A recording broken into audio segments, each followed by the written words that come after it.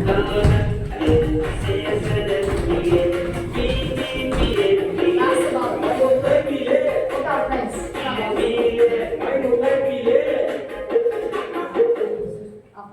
бала. Ал көңіл-күйлерің көтеріліп қалды ма? Иә. Жарайсыңдар балалар. Ал естеріңде болса біз алдында осы нелер туралы өтіп едік? Болатынбыз, иә? Енді қараңдар, мына жерде нені көріп тұрсыздар? Сандық. Осы сандықты ашсақ, ішінде мінекей сиқыр бар екен. Яғни бұл жердегі біз нені көріп тұрмыз? Айды. Мінекей, біртіндеп алайықшы ай мен күнді.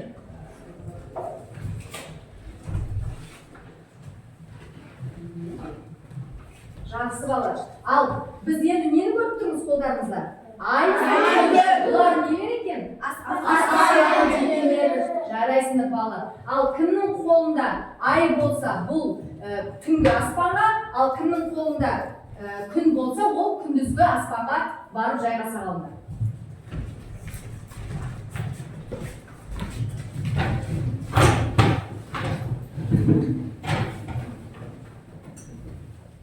Жақсы балалар. Олай болса, назарымызды тақтаға аударайық. Алдыңғы сабақта біз не туралы өтіп едік? Аспан туралы. Және үйге қандай тапсырма бердік, Назерке? Бірінші тапсырма. Қандай пайдаланған түрдегі сөздерді сыр зерттейді. Жоқ шашылған сөздерді синонимдерді тауып келу керек болатын, иә? Тауып келдік пе? Иә. Барлығымыз дәптерімізді ашамыз. Және дұрыс таптық па, жоқ дұрыс таптық па, қазір соны тексеретін боламыз, иә? Жақсы балалар, енді назарларын тақтаға аударайық. Ал қараймыз, айғайламаймыз. Шашырап төгілген сөзінің синонимі қандай екен? Шашылған. Келеу. Шашылған, дұрыс па балалар? Иә. Жарайсың, дұрыс екен, иә? Жақсы, келесі сөзге назар аударайық. Айжамал. Құпия сөзінің синонимі қандай екен? Сыр. Қандай ғой? Өте жақсы. Жарайсың, дұрыс па екен? Барлығымыз дұрыс. Жақсы. Келесі қандай сөз? Айжере? Шексіз сөзінің синонимі ұшы-қиыры жоқ сөз екен, иә? Жақсы. Келесі шайын. Қандай сөз? Оқимыз сөзді? Бақылайды. Бақылайды сөзінің синонимі қандай екен? Зерттейді. Өте жақсы. Барлықтарында осылай ма балалар? Иә. Жарайсыңдар. Үй тапсырмасын дұрыс жасап келген екенсіңдер. Олай болса, енді есімізге кәнеки балалар түсіріп кетейікші. Алдыңғы сабақта біз не туралы өттік? Аспан денелері өткен болатынбыз, иә? Яғни қандай аспан денелерін білеміз, Айжамал? Аспан денелері. Ай, жұлдыз, найзағай, жақсы, ол, тағы да күн. Жарайсыңдар балалар. Ал енді осы аспан денелерін кімдер зерттейді деп еді? Жұлдызшылар зерттейді деген болатынбыз, иә? Ал енді осы жұлдызшылар туралы көп білгілерін келе ме? Ақпарат білгілерін келе ме? Жақсы балалар. Олай болатын болса, біздің бүгінгі сабағымыздың тақырыбы аспан денелерін. Жақсы балалар. Бүгінгі сабағымыздың тақырыбы аспан әлемін зерттеген ұлы көшпенділер екен. Жақсы балалар. Я аспан әлемін зерттеген ұлы көшпенділер. Тез дәптерлеріңізді ашып, бүгінгі тақырыпты, бүгінгі күнді жазып аламыз. Ақпан 19-сы сынып жұмысы және бүгінгі біздің сабағымыздың тақырыбы аспан әлемін зерттеген ұлы көшпенділер екен. Енді бүгінгі сабақта біз не істейміз балалар? Біз бүгінгі сабақта тыңдаулы материалдардың мазмұны негізінде сұрақтарға жауап береміз. Кәнеки, барлығымызды назарымызды беріп қараймыз. Бірінші сөзді оқы Емелия. Түркілер. Жақсы, даусымыз қатты шығарамыз. Милана. Қытықтырған, интересный. Жақсы. Аслан. Кен дала, широкая степь. Жақсы. Зарина. Жұлдызшы, звездочек. Өте жақсы. Келесі Эдар. Орта ғасыр, средневековье. Konspekt var. Yani tez sözlük daftarlarımızı açıp tutup alamız. Tez.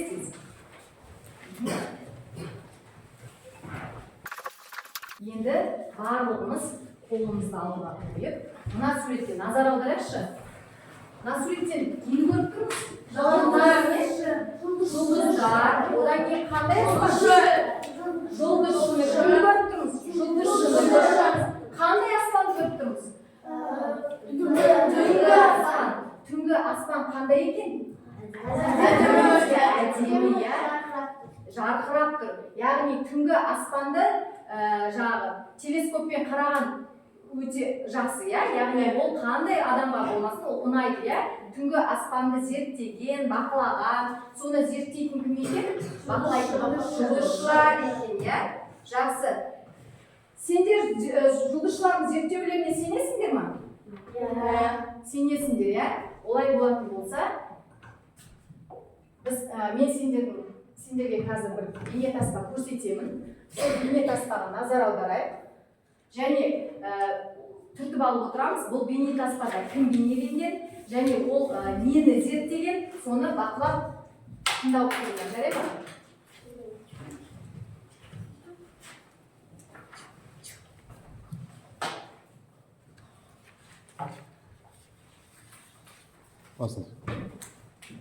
Мен Әл-Хорезми орта ғасырлық ұлы ғалым, математик, астроном, жұлдызшылар. Адамзат өркениетінің дамуына қалыптасуына өлшеусіз үлес қосып, көне өркениеттер тағылымының тал бесіктерінің бірі ежелгі Хорезм еліндегі Хиуа қаласында дүниеге келдім. Астрономиялық таблицаларды және де күн сағаттары туралы кітап жаздым. Жақсы, бұл кім екен? Әл-Хорезми екен, жақсы. Енді екінші ғалым туралы тыңдап өтейік. Мен Нострадамус медициналық тәжірибені магия, астрология және басқа да оккультті ғылымдарды зерттеумен білуі керек деп есептеймін. Жақсы, бұл кім екен бала? Нострадамус екен, енді біз не туралы білдік бала? Кімдер туралы білдік? Кәне айтыңызшы. Олар нені зерттейді екен? Әл-Хорезми нені зерттейді екен? Жұлдызды, тағы да нені зерттейді екен? Ғаламшарды. Ол кім екен? Астроном, тағы да тарихшы, жұлдызшы екен, ал Нострадамус кім екен? Француз астрологы, өте жақсы ауа райын зерттейді екен, яғни мысалы сендерге қысқаша түсіндіріп өтейін. Ауа райы деп отырғанымыз ол мысалы қыстан кейін қандай мезгіл келеді? Көктемнен кейін жаз келеді, жаздан кейін күз келеді. Яғни ауа райын зерттейтін ғалымдардың бірі екен. Жақсы бала, өте жақсы. Яғни сұрақтарға жауап ала алдым. Енді 53-ші беттегі 3 тапсырмаға назар аударайық. Мәтінді тізбектеп оқимыз қазір. Жақсы. Милана, бастай ғой, дауысын шығар. Көшпенді түркілерді. Әрқашан аспан әлемінің құпиясы қызықтар.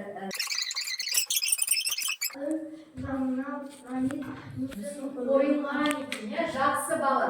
Ал мәтін не туралы екен? Жұлдызшылар туралы екен, яғни орта ғасырда болған жұлдызшылар туралы екен. Енді мәтін бойынша түнгі аспан 3 сұрақ, күндізгі аспан 3 сұрақ дайындаймыз, тез-тез. Дайын болған кезде қолымызды көтереміз.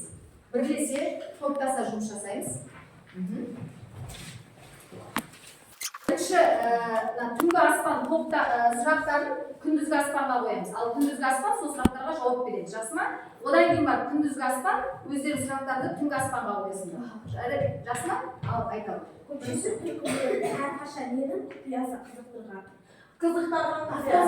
Аспан әлемінің құпиясы қызықтырған. Аспан әлем, дұрыс па? Жақсы. Екінші сұрақты оқи қояды. Ежелгі Мысырда қандай жұлдызшылар қайдан білген? Ежелгі Мысырда қалай сұрағым? Техника жоқ кезде Қазақстан қайдан білген? Жауап бар ма? Мысырлықтар арасында қолда Әл-Хорезми Нострадамус. Жақсы. Тағы да кімдерді? Жұлдызшылар деп қаршы қойды. Енді аспанды, яғни зерттейтін адамдарды айтады. Жұлдыздарды зерттейтін адамдар деп атайды. Жұлдызшылар нені болжаған дейді? Я мәтіннен қараймыз.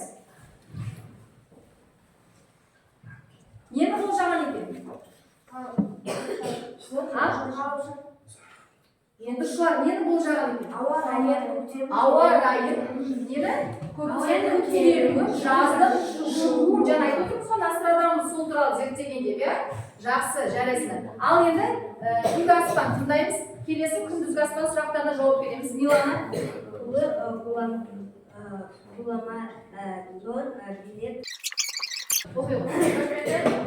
Түркілерді не қызықтырған? Көшпенді түркілерді не қызықтырған дейді?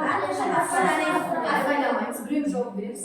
Әрқашан аспан әлемінің құпиясы қызықтырған. Аспан әлемінің құпиясы қызықтырған дейді. Дұрыс па балалар? Жақсы, жарайсыңдар. Яғни мәтін бойынша сұрақтарға дұрыс жауап беріңдер, иә? Енді сендердің алдарында мынандай бүгінгі сабақтың басында өткен жаңа сөздеріміз, иә? Кәнекей қарап отырамыз.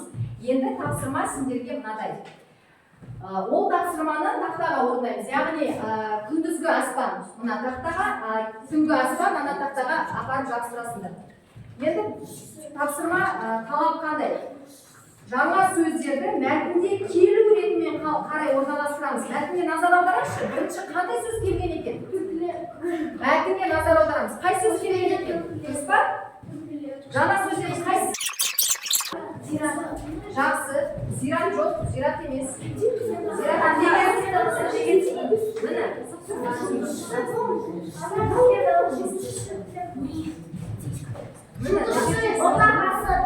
Отағасы дейді. Дұрыс па? Қазір тексереміз, ә? Кең дала. Жабыстырыңдар. Жабыстырамыз. Аспан, иә? Апар жабыстырамыз. Ал енді қарайықшы, екі топтың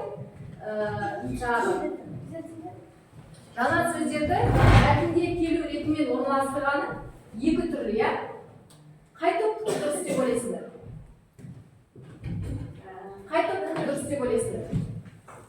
Менің ойымша, мына түнгі аспан тобынікі дұрыс. Өйткені бұл жерде бірінші түркілер, одан кейін қызықтырған, орта ғасыр кен дала жұлдызшы, зерттеген, ежелден, мүсін, құбылыстар және зират деген сөздер. Ал сендер мына жерде кішкене мына соңғы жақтарда шатасып кетіпсіңдер, мүсін деген мәтінге назар аударыңдаршы. Соңғы сөйлемде тұр, мүсін деген сөз. Ал сендер мына ортасына апарып жабыстырып қойыпсыңдар. Жақсы бала, жарайды. Енді осы берілген жаңа сөздермен сөз тіркесін құраймыз, иә?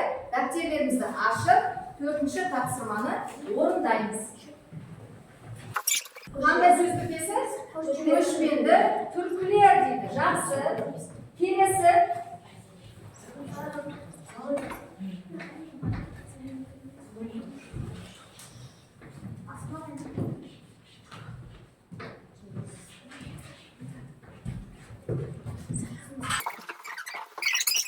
Жақсы, кел жазалым. Еді. Өте жақсы жарайсың тағы. Келесі. Кен далада өмір сүрген де жазамыз. Екінші. Балалар сабақ Бүгін түнгі аспан сабаққа өте жақсы қатысып отыр. Иә? Сендерге жұлдызшыларға беріп қойайын. Күндізгі аспан. Сөз тіркесін құрайық. Сөз тіркесін.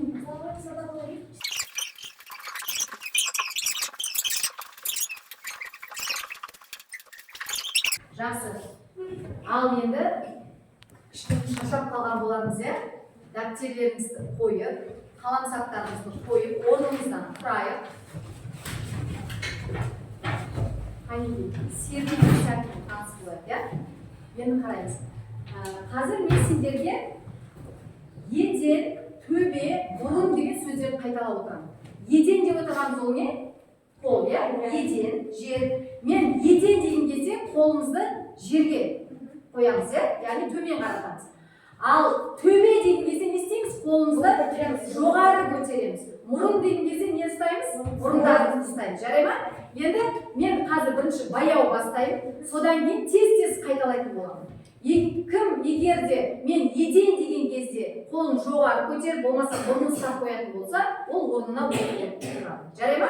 Сол үшін мұқият тыңдаймыз. Жақсы, кеттік. Еден сергіп алсақ, ары қарай жұмысымызды жасайық, иә? Қазір сендерге мен мынадай ватман қағаздарын беремін. Біз тобымызды қорғайтын боламыз. Сендерде түнгі аспан, иә? Ал мына топта күндізгі аспан. Енді күндізгі аспан деп өздеріңіз жазып, және мына суреттерді жабыстырып, осы суретті нені білдіреді, және қандай құбылыс, қай кезде болады, сол туралы айтсаңдар болады, иә?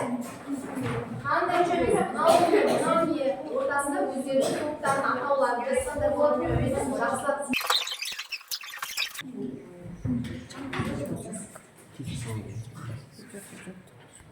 Қай топ дайын? Ал күндізгі аспан дайын екен, иә? Қанекей, келді, ортаға шығайық, жарайсыңдар. Келді. Аслан, Күншатар, Айзере. Барлығымыз айтамыз, иә? Ал қараймыз. Бұл қандай аспан екен? Күндізгі аспан екен. Күндізгі аспанда нелер болады екен?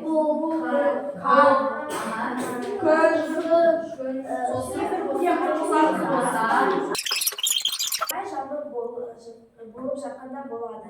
Найзағай көп кезде түнде болады. Күн күркірейді, иә? Найзағай болады екен, иә? Күн күркіреген кезде. Жақсы. Одан кейін айтамын. Жұлдыздар түнгісін шығады. Біз түнде аспаннан 6000 жұлдыз көреміз. 6000 жұлдыз көреміз, иә? Одан да көп жақсы, иә? Ары қарай. Бұл күн жолы аспанында теңселіп жатқан шашырап төгілген сүтке ұқсас ақшыл жолақ жұлдыз екен. Қандай жұлдыз? Қош жұлдыз деген жұлдыз екен, иә? Одан кейін не? Айды көреді екенбіз, иә? Жақсы бала, отыра қойыңдар. Жақсы, жарайсың. Енді сонымен бүгінгі сабақта біз кімдер туралы көрдік? Олар кімдер екен? Олар кімдер? Жұлдызшылар екен, иә? Жақсы бала. Олай болса, қазір мына тапсырманы сендерге сұрақ қоямын. Осы сұрақтарға жауап берді.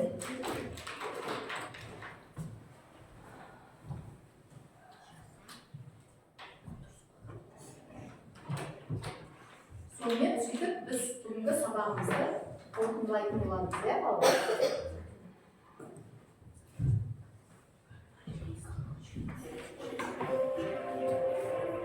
Қанекей, мына жаққа назар аударамыз, иә? Қазір мен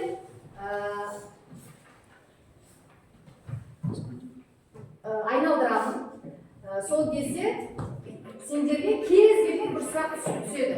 Сол сұраққа жауап беру керексіңдер. Бүгінгі сабаққа байланысты айғайламаймыз. Қанекей, Назерке оқи ғой. Аспан жұлдыз әлемін бақылайтын адамдарды кімге Жұлдызшылар деп атайтын, иә? Астрономдар деп атайтын. Жарайсыңдар, бала. Бұл сұрақты алып тастаймын, өйткені біз не істедік? Бұл сұраққа жауап бердік, иә? Жақсы, бала.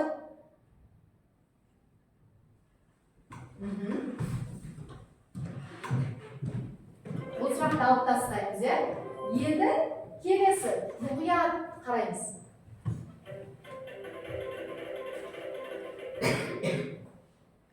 Ал, тыныш айғайламайыз. Аслан оқи ғой. Жұлдызшылар нелердің болжаған дейді. Нелерді болжаған дейді? Жаздың шығуын, көктемнің келуін болжаған екен.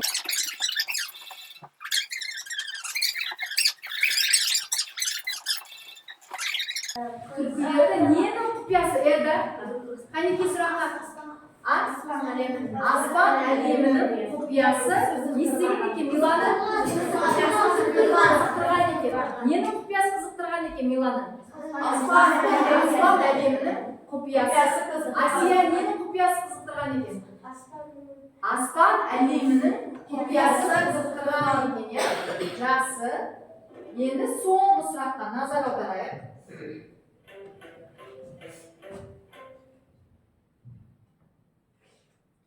Жақсы. Соңғы сұрақты Милана оқиды ғой, дауыс шығарып. Түркі жұлдызшыларын қандай жұлдыздарды Ашқан, ежелгі түркі жұлдызшылар қандай жұлдыздарды ашқан екен? Жеті қарақшы. Жеті қарақшы, тағы да Үркер. тағы да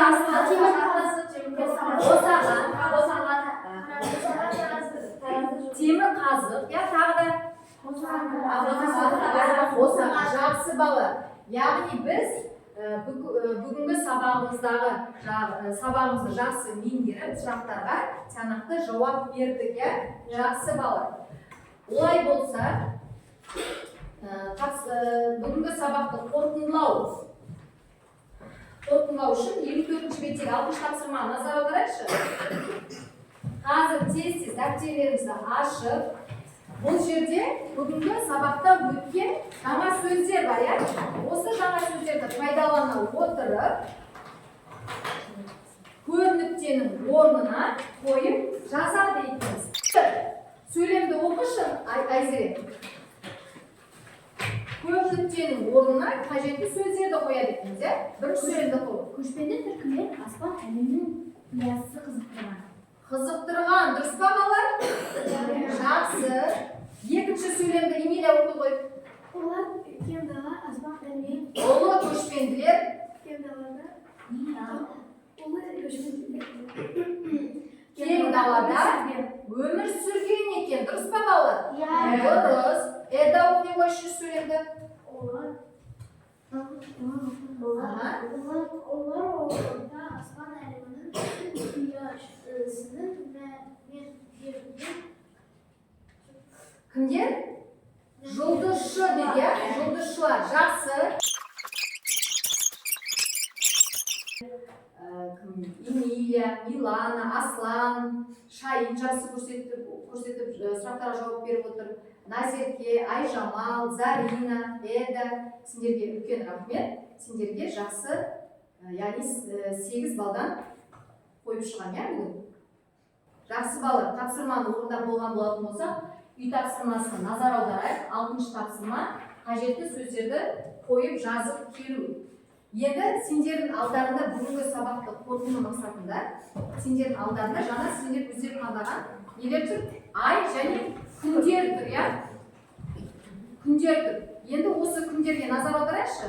Осы айдың артына бүгінгі сабақтан алған әсерлер туралы жазып, мына тұрған тақтаға ай және күн өз әсерлерімен жұмысып жатырсаңдар. Күн өздері топтарына